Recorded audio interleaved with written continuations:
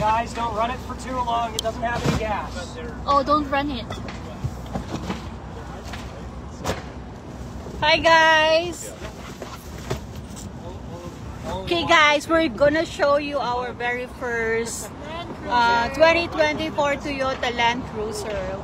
We are all excited to see it. Actually, this is a hybrid, no? So, we will show you the exterior. Okay, let's go. Oh, interior first. Oh, English na English ako, Tagalog na lang. Okay. Ayan si Pamela. Okay, ayun yung sa third niya. Bababa kami.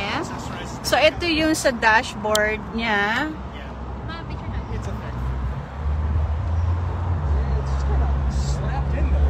Okay. So, let me just push button start. Actually, ito yung, if I'm not mistaken, this is the base model. Yeah, this is the base model. Wow, lakas ng aircon. Sige, patayin ko. Wala kasi daw siyang gasolina.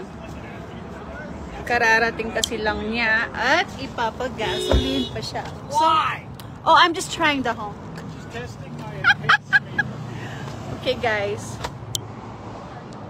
Shoot it. Okay.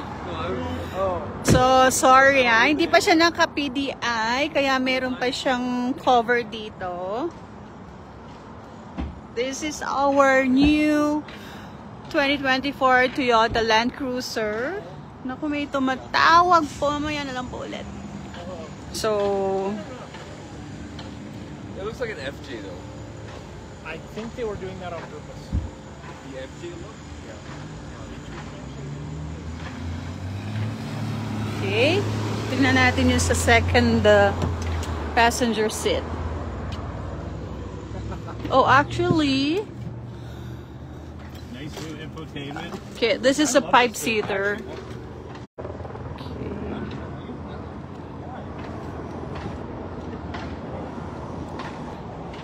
Okay, this is a cloth.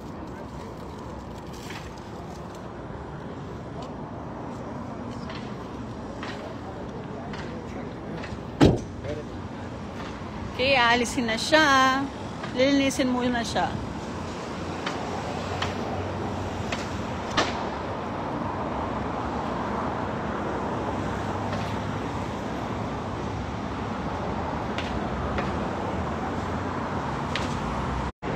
FICO, and I don't know why.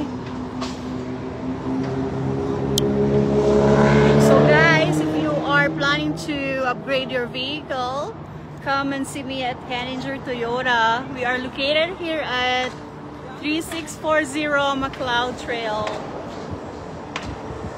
Okay, that's it. See you soon.